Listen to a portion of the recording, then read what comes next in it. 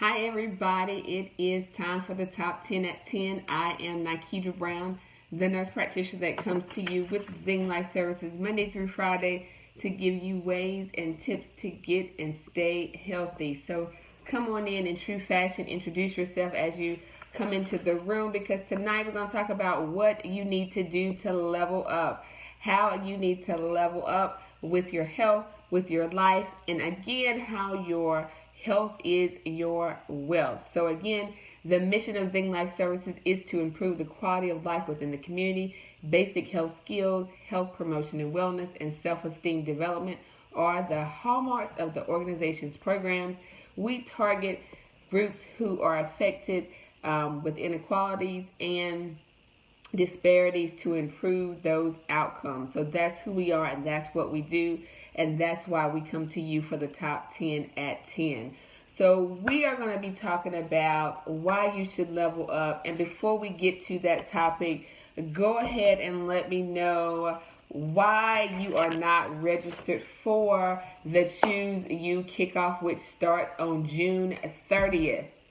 If that's you, tell me why you're not registered for the kickoff, which starts on June 30th. You don't know what you're going to be missing. We are going to start this conversation. We're going to start at the starting line to figure out what it is you need to do to improve your health literacy. All right?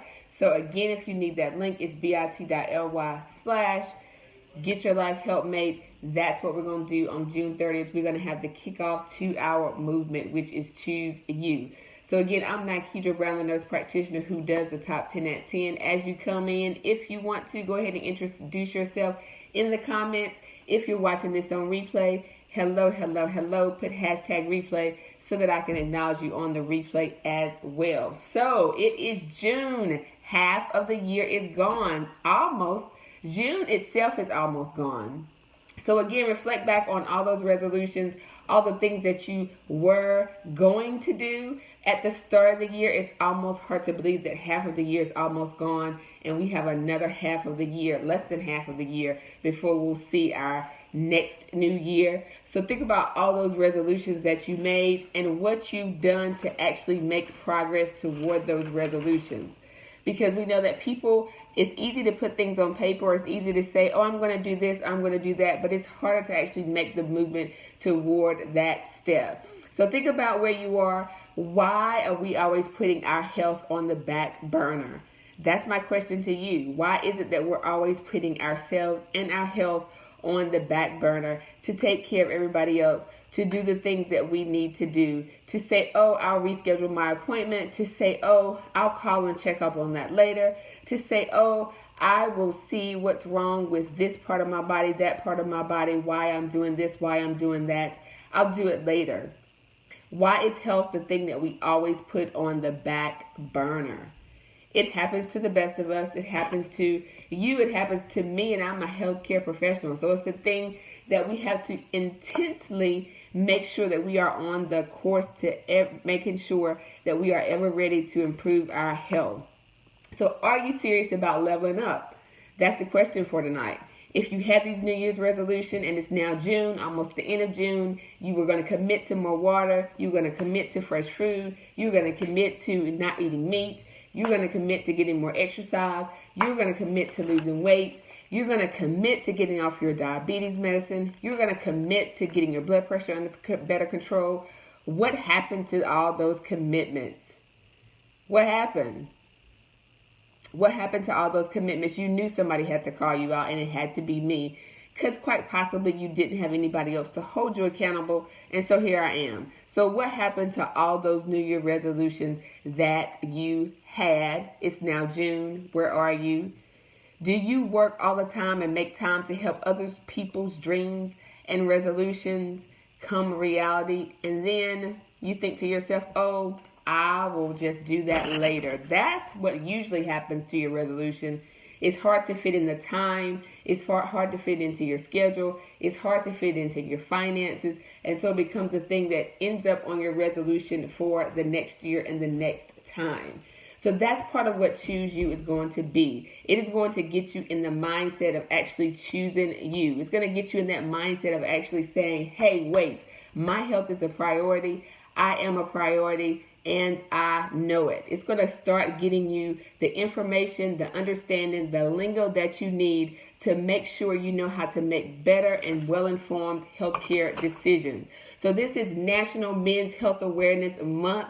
So earlier this month, we talked about things as it relates to men, realizing that typically women are the ones who meet me in the room. You're the ones who engage in my conversation. But you all have fathers, you all have husbands, you all have significant others, you have brothers, you have uncles, you have men in your lives who are super, super important. And we know that men die on average 5 years earlier than females.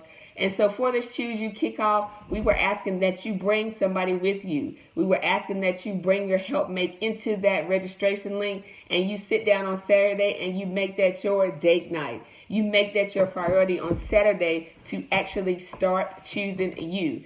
So that link is bit.ly/getyourlifehelpmate. I'll put it in the comments, but that is our Choose You kickoff, where you decide to make health your priority.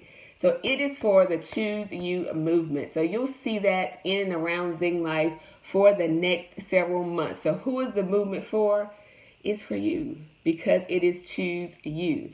So it's for you because there are so many things that we being those in minority populations, African Americans, so many things that we go lacking on, so many things that are misunderstood, so many things in our culture, in our belief system that we use as a substitute, not as a assistant or not as an aid. We use it as a replacement for healthcare.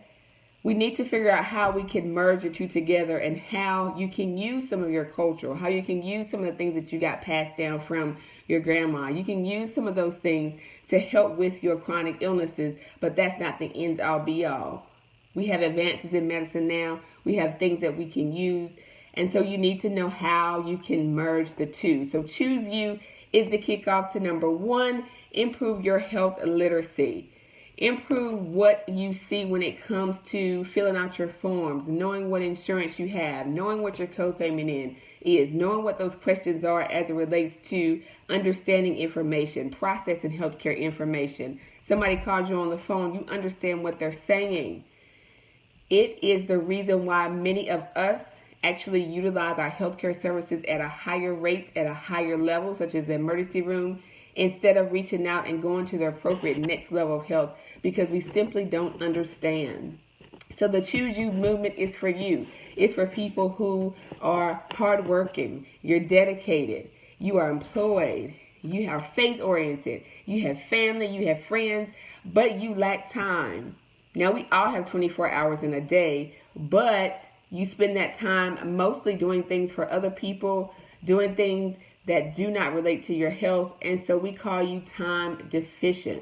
So when does it start? It actually starts on Saturday. That is our first class, but that movement is going to continue, because we know that one class is not the end all be all. One class is not going to get you on your way to solidifying what changes you need with your health. One class is not going to ensure that you get the motivation that you need, because if you were going to do it, then you would have done it. You would have done it so long ago, and you would have done it when you put it on your resolution list in January. But how many of you have actually done it? How many of you have made any progress toward your resolution? There are a few, and if that is you, then make sure you say me in the comments, because there are a few who have been diligent, who have been dedicated, who have been consistent, who have actually made some strides at getting to their next level. And if that's you, congratulations. But for the most part of you, you need that one-on-one class. You need that kindergarten level before first grade. You need that kick to say, yep, it's time to choose you. So Choose You kickoff is the foundation for what you need to figure out how to take the next step, how to get to all those goals that you put on your goal sheet, where to start. So taking the next step and to realize that your health is your wealth. We talked about that last night. So if you didn't have opportunity to watch that, you know that your health is your wealth, because without your health, your wealth actually suffers. Lots of people are in search of wealth, They are in search of money. They are in search of finances. They are in search of all things as it relates to money, dinero, whatever you call it. But their health oftentimes suffers. And it suffers because they don't want to pay their co-payments. They don't want to come out of their pocket with their deductible. They don't want to do a lot of things as it relates to health, but you are quick to come out of your pocket for other things. So why is it? Why is it that you don't want to sacrifice? Why is it that you don't want to use your wealth to obtain your next level of health? I see Vanessa's here tonight. Hey, Vanessa, straight off of vacation. How was it? How was it? I love it. You choosing you to go on vacation to enjoy yourself. Welcome, welcome, welcome back to the broadcast. So remember, your health is your wealth. Remember, you use your health to determine what it is that you want to do. Remember what it is you need to find your passion. You use it to figure out what your drive is, because if you don't have health, it is impossible to get to the next level in anything. It is impossible to reach your next level because you don't have your health. So health is the thing that lots of people take for granted. We all take it for granted because we're all typically born with a level of health. And you grow up and you age and you start working. And so you end up just putting your health on the back burner. And so what we want to do is make sure you understand that every day you live, you get older. Every day you live, you have an opportunity to restore what it is you have not made strides to continue to improve upon. Every day you live, you have an opportunity to know better, to do better, and to understand, most importantly, just simple things as it relates to your health. So think about it. Execute now and perfect it later. So you execute something now. Some of the things that you have written, some of the things that you say, oh, I want to do this. Just start somewhere. If you never start, then you won't ever finish. And as you continue along the way, you can perfect it. So if you think about, I need to change my diet, I'm a diabetic, I need to take out X, Y, and Z. Well, start with X, and then start with Z, and then start with Y. You can take them out of order. You can do them all at the same time. But typically people have more success if you take it bit by bit, and then you look back and you have conquered so much more than if you try to do it all at one time. So make sure that you are choosing you. You look at that link I'll put in the comments. It's bit.ly/get your helpmate, get your life helpmate, because that is the Choose You kickoff. Remember, we ask that you bring somebody else who you help oftentimes with their healthcare decisions, who you may actually know that needs to understand and increase their health literacy rates as well. Somebody who needs to know what it takes to get to their next level of health. Now, I do have some health tips for you tonight. Two health tips. The first one is about berries. Put berries in the comments. We've talked about berries before. What kind of berries do you like? Put your favorite berries in the comments. Or what kind of berries do you like? Because it's the summer. It's a warm time of year. And so berries are going to be plentiful this time of year. So what kind of berries do you like? Berries are plentiful this time of year. We have blueberries, strawberries, raspberries. You had some berries today. That's awesome for those who like berries. But berries are significant and they are important to eat this time of year because they are packed with antioxidants. So they're packed with antioxidants. If you want to get your immune system revved up, if you want to help fight off infection, if you want to just keep your immune system at a level where you can maintain and not be prone, as people say, to illnesses, you want to eat berries. Berries are good in that behalf. Blackberries, they give you instant energy. Yes, they give you that boost. They're giving you some antioxidants. They're helping your immune system out because your immune system has to do so much. Your immune system has to do so much. And so why not give it a boost? Berries do that. And no, unfortunately, I do not like berries. But I tend to eat some other things that have some antioxidants in them and help my immune system. But I recognize this time of year, berries are plentiful. I go to the store, I see strawberries, I see raspberries, all kinds of berries. You ate blackberries. There are what other berries? Blueberries. Yes. So lots of berries. They have antioxidants in them. So that's your health tip for today. If you don't already try to make an effort to eat berries, assuming you like them, then try to make that effort to get some berries because they are helpful for your immune system. The next health tip is about tomatoes. Now, do you think a tomato is a fruit or a vegetable? Let me see that answer in the comment. Is a tomato, do you think that is a fruit or a vegetable? Put that in the comments. While you put it in comments, let me say again, I'm Nikita Brown, the nurse practitioner with Zing Life Services, to teach and train you about ways to get and stay healthy and to motivate you to your next level of health. I'm asking that you press that share button and share this video out so that other people will understand how they need to join the Choose You movement so they can answer this question about tomatoes, if it's a fruit or a vegetable. We have one weigh in that says it is a fruit.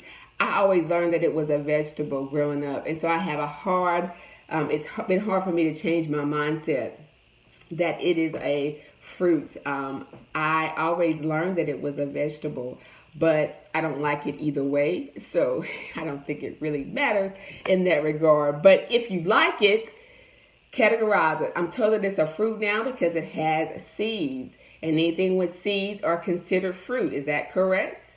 So anything with seeds now are considered fruit. But tell me again, if you're watching this on replay, what do you think a tomato is? Is it a fruit or is it a vegetable? As I said, I always learned that it was a vegetable, and so it is taking me a mindset change to think of it as a fruit. You can see how simple things can impact your mindset, because a tomato, fruit, vegetable, you just never know. So tomatoes actually have some important roles in the fight of cancer. So if you are thinking about some foods that you can eat to help fighting off cancer, tomatoes are those. They have proven to be loaded with vitamin C. And it is incidental or coincidental that tomatoes, both eaten fresh, I know this time of year people tend to eat tomatoes straight out of the garden. They slice them with, salt and pepper, put them on tomato sandwiches. They eat them fresh. All of that people do with tomatoes, they're helpful for you. They're good for you. They are also nutritious if you cook them. So you will know that tomatoes are helpful if you cook them and if you eat them. And so I've also heard that they have some, in talking about Men's Health Awareness Month, they have some effect with prostate cancer. So you want to make sure you get your men eating tomatoes. And so you had 2 slices today on a chicken sandwich. So tomatoes are good additives to sandwiches, much like lettuce. So you can get you some greens on your sandwich. You can get you some tomatoes, some vitamin C, some cancer fighting agents. Tomatoes are good in that respect. So those are our 2 health tips for you. Make sure you tune in tomorrow, Top 10 at 10. Most importantly, make sure, if you have not already, that you go ahead and look at the Choose You movement, because it is the start. It is the start to getting you on your path of wellness. It is the start to changing your mindset, to getting you ready to get those things off the list that you have been saying since January you want to improve upon. It is the start to increasing your health literacy so that you are not illiterate as it relates to your health, so that you're able to make better decisions, informed decisions. You can communicate effectively. You can process information that comes from healthcare, and you know how you are spending your healthcare dollars most importantly. Healthcare has a language all of its own, and you won't learn it all at the kickoff, but it's important that you learn some of it so that you know how to maneuver through the system. Okay, ladies?